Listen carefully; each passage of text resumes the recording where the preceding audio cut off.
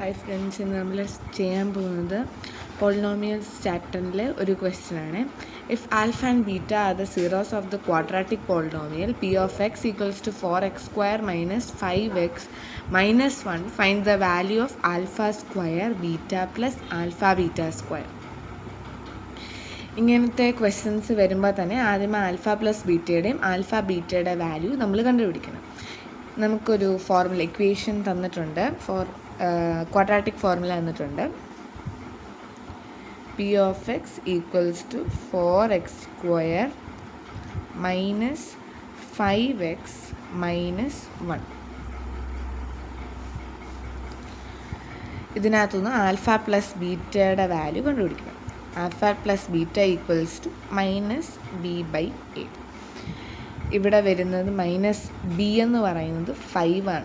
5 അല്ല, മൈനസ് 5 ആണ്. അപ്പം minus of minus 5 by a എന്ന് പറയുന്നത് 4 ആണ്, which is equals to 5 by 4.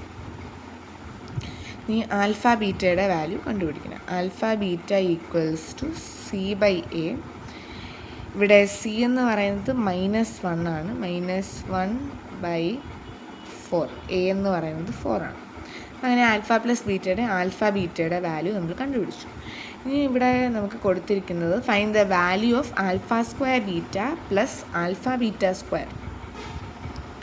Alpha square beta plus alpha beta square, ഇതാണ് കൊടുത്തിരിക്കുന്നത്.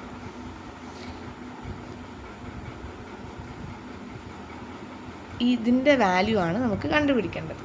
അപ്പം നമുക്ക് നമ്മൾ ആൽഫ പ്ലസ് ബീറ്റ കണ്ടുപിടിച്ചു. എന്നാൽ അത് വെച്ച് ഇതിനകത്ത് അപ്ലൈ ചെയ്യാൻ പറ്റുമോ? ഇല്ല, അങ്ങനെ ഡയറക്റ്റ് അപ്ലൈ ചെയ്യാൻ പറ്റത്തില്ല. അതുകൊണ്ട് തന്നെ നമുക്ക് അങ്ങനെ ഒരു വേ നമുക്ക് നോക്കണം.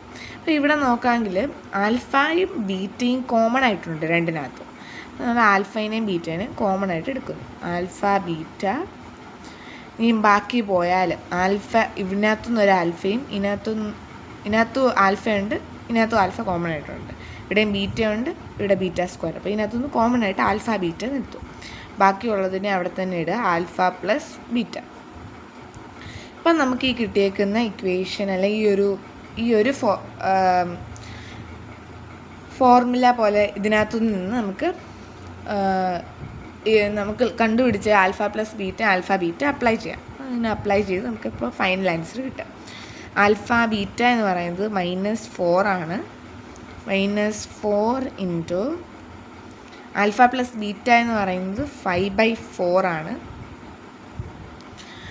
Which is equals to -5 by 16. അതായത് -5 ബൈ 16 ആണ് ഇതിൻ്റെ ആൻസർ. ഓക്കെ.